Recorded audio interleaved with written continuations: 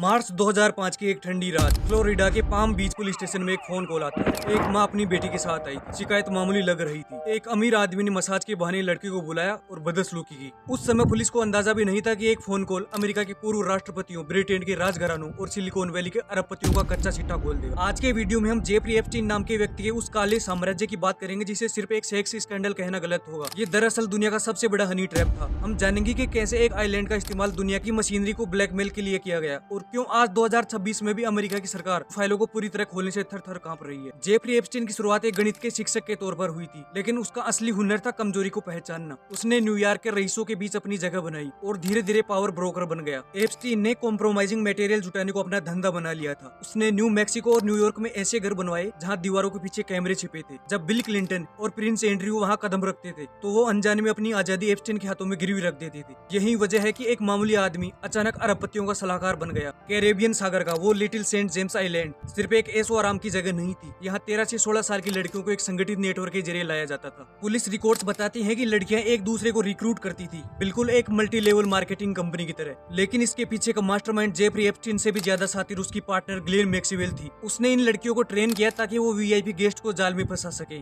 फाइलों में दर्ज है कि कैसे एक 15 साल की लड़की ने तैरकर भागने की कोशिश की पर उसे पकड़ लिया गया। ये कोई पार्टी आइलैंड नहीं था दोस्तों, ये एक डिजिटल टॉर्चर चैम्बर था जहाँ पर हर हरकत रिकॉर्ड हो रही थी। लेकिन दोस्तों कल्पना कीजिए एक ऐसी ब्लैक बुक की जिसमें दुनिया के सबसे ताकतवर लोगों के सीक्रेट नंबर और उनके काले राज लिखे हों। जेफरी एप्स्टीन के पास वो किताब थी। अक्सर लोग पूछते हैं कि एक अपराधी के लिए पूरा अमेरिकी सिस्टम क्यों झुक गया। इसका जवाब बहुत सीधा है, क्योंकि उस अपराधी के पास दुनिया के सबसे बड़े नेताओं और बिजनेसमैन की कमजोरियां थी। आज हम उन नामों की परतों को खोलेंगे जो 2005 की पहली फाइल से लेकर 2026 के ताजा खुलासों तक बार बार सामने आए हैं। 2005 की वो एक गलती जिसने पूरी नींव हिला दी। इस कहानी की शुरुआत होती है मार्च 2005 में। फ्लोरिडा के पाम बीच में एक 14 साल की बच्ची पुलिस को बताती है कि उसे एक आलीशान बंगले पर मसाज के लिए बुलाया गया। पुलिस ने जब जांच शुरू की तो उन्हें लगा कि ये कोई लोकल केस है, लेकिन जैसे ही उन्होंने उस बंगले के मालिक यानी जेफरी एप्स्टीन का नाम सुना तो जांच की फाइल पूरी तरह बदल गई।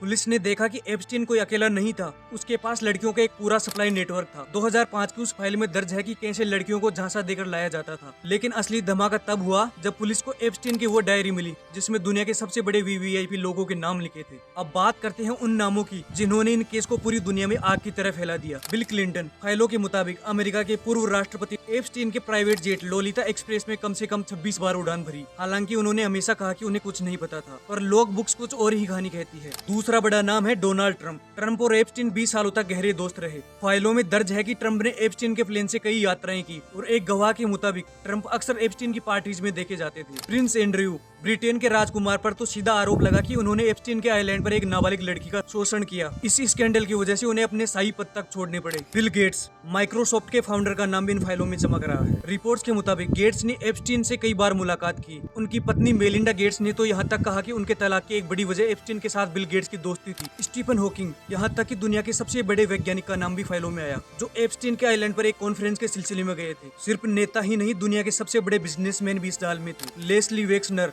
जो विक्टोरिया सीक्रेट के मालिक थे, उन्होंने अपनी पूरी संपत्ति का पावर ऑफ अटॉर्नी एप्स्टीन को दे दिया था। अब आते हैं उस हिस्से पर जो आपको डिस्टर्ब कर सकता है। क्या जेफरी एप्स्टीन के तार भारत से भी जुड़े थे? 2026 की इन नई फाइलों में कुछ ऐसे ही इंडियन इनिटियल्स और फ्लाइट लॉग्स मिले हैं जिन्होंने भारत के गलियारों में हलचल मचा दी है। सबसे बड़ा नाम है अनिल अंबानी। रिपोर्ट्स के अनुसार अनिल अंबानी और जेफरी एप्स्टीन के बीच 2017 से 2019 के बीच नियमित संपर्क था। फाइलों से पता चलता है कि अंबानी ने एप्स्टीन से अमेरिका के बड़े नेताओं जैसे डोनाल्ड ट्रंप के दामाद जेरेड कुशनर और स्टीव बेनेन से मीटिंग फिक्स कराने में मदद मांगी थी। दस्तावेजों में 23 मई 2019 को एक मीटिंग्स का भी जिक्र है, जिसके बाद एप्स्टीन ने मैसेज किया था कि वह मोदी के आदमी से मिला है। हरदीप सिंह पुरी, केंद्रीय मंत्री हरदीप सिंह पुरी का नाम भी कुछ ईमेल एक्सचेंजों में आया है। जून 2014 के दस्तावेजों के अनुसार पुरी और एप्स्टीन के बीच लिंक्डइन के को फाउंडर रीड होपमैन की भारत यात्रा और भारत में निवेश की संभावनाओं को लेकर बातचीत हुई थी। फाइलों में रिकॉर्ड है कि पुरी ने 2015, 2016 और 2017 में अलग अलग मौकों पर एप्स्टीन के न्यूयॉर्क वाले घरों का दौरा किया था। अब दोस्तों भारत के प्रधानमंत्री नरेंद्र मोदी का भी जिक्र सामने आया है। एप्स्टीन के एक ईमेल में पीएम मोदी के 2017 की इजरायल यात्रा का जिक्र है। एप्स्टीन ने दावा किया था कि पीएम मोदी ने उनकी सलाह मानी थी। अब इस पर भारत सरकार का रिएक्शन भी सामने आया है। भारत के विदेश मंत्रालय ने इन दावों को अपराधी की घटिया सोच कहकर पूरी तरह खारिज कर दिया है। सरकार का कहना है कि इनका कोई ठोस आधार नहीं है। दोस्तों इसके अलावा जेपी मॉर्गन जैसे बड़े बैंकों ने सालों तक एप्स्टीन के संदिग्ध पैसों का लेन देन जारी रखा। क्यों?